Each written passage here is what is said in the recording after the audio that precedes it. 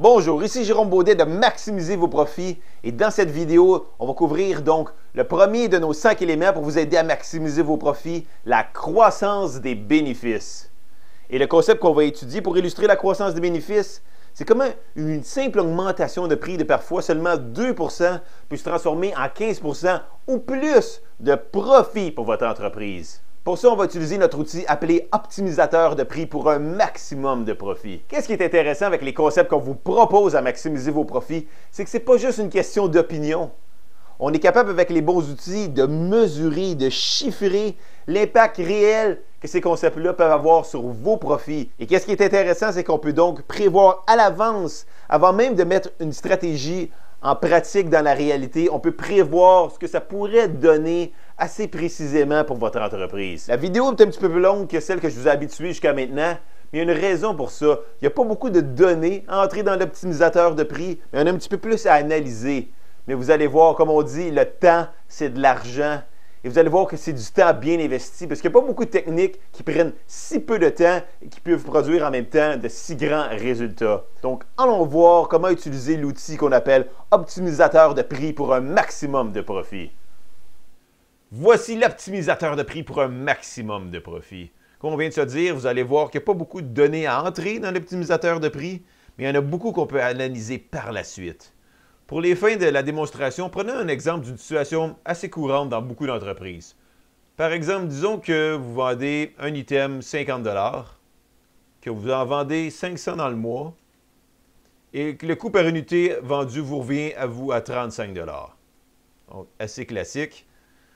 Les revenus bruts des ventes, dans ce cas-ci, seraient de 25 000 $, le coût des unités vendues, 17 500 $, pour un profit brut de 7 500 $. Bien entendu, le coût pour une entreprise ne se limite pas au coût par unité vendue.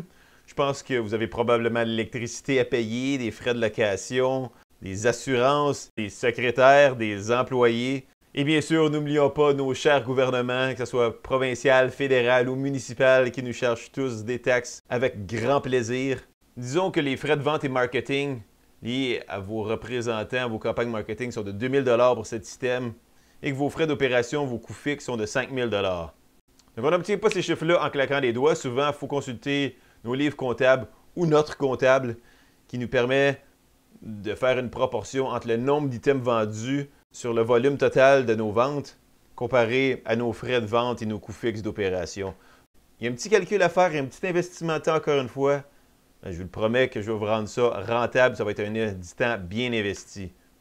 Si on inclut les frais de vente de 2 000 $ et les frais d'opération de 5 000 $, maintenant, donc, le profit net est de 500 $ et de 2% si on compare au revenu brut des ventes de 25 000 $. Donc, le profit total, quand il se concerne cet item-là, c'est de 500 $. Et c'est vraiment important d'avoir ce chiffre-là. Pourquoi? Parce que des fois, on se rend compte qu'on travaille beaucoup d'heures et on n'a pas l'impression de se donner un très gros salaire. Ça peut être un des problèmes. Et deuxièmement, ça fait aussi que si on décide de se lancer dans une guerre de prix contre un compétiteur, il faut vraiment mesurer l'impact. Donc, je vous parlais avant de débuter la vidéo d'une augmentation de prix de 2 %, c'est que dans ce cas-ci, il serait 51 $. Qu'est-ce que serait frais donc si on passe le prix moyen par unité de 50 à 51 $? Ce qu'on remarque, c'est que les revenus des ventes ont à peine monté de 500 $. Donc, les profits bruts ont juste monté de 500 $ aussi. Mais là, si on tient compte de tous les frais, on voit que les profits nets sont passés de 500 à 1 000 $. Le profit net est passé donc de 2 % des revenus bruts des ventes à 4 %. En d'autres termes, avec une augmentation du prix de vente de 2 %, on a eu 100 % d'augmentation des profits nets, donc des profits réels dans votre entreprise. Donc, avant la vidéo, je parlais d'une augmentation de 2 % qui peut se transformer en 15 % d'augmentation de profit. Voyez-vous, dans cet exemple-ci, c'est passé à 100 % d'augmentation de profit pour cet item. C'est quand même une différence significative. Supposons qu'on poursuit l'exercice puis qu'on augmente, on teste des prix juste pour vérifier de 52 et 55 $ et on regarde les résultats que ça produit. Encore une fois, ce qu'on voit, c'est que l'augmentation est vraiment significative. Le profit net, il passe de 5, par exemple, à 55 $, qui est une augmentation significative. On vient d'augmenter donc le prix de 10 %. Ça peut paraître, les clients peuvent s'en rendre compte. Ça dépend si c'est un item obscur ou non. Les profits viennent de passer de 500 à 300 à 3000. Donc, ils passent de 2 % à 11 % comparé au revenu brut des ventes. Donc, on commence à parler de choses intéressantes parce que c'est une augmentation de 10% du prix, donc c'est quand même significatif. Mais le changement en profit net est de 500%. Mais là, c'est sûr qu'on ne peut pas toujours augmenter nos prix comme ça. Et des fois, on peut se dire, oui, mais si j'augmente mes prix d'un petit peu trop comme ça, de 10%, je risque de perdre des clients. Et c'est possible.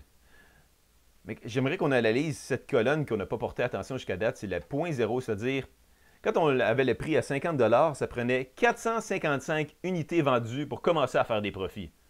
À 51 $, ça en prenait seulement 417. À 55 $ l'unité, dans ce cas-ci, ça prendrait seulement 313 unités vendues pour commencer à faire des profits. Ça, c'est 31% de moins qu'à 50 $. 31% de moins. En d'autres mots, ce que ça veut dire, c'est que si vous passiez vos prix dans cet exemple-ci de l'item de 50 à 55 $, il faudrait que vous perdiez 31% et plus de vos ventes pour perdre de l'argent comparé au prix de 50 $.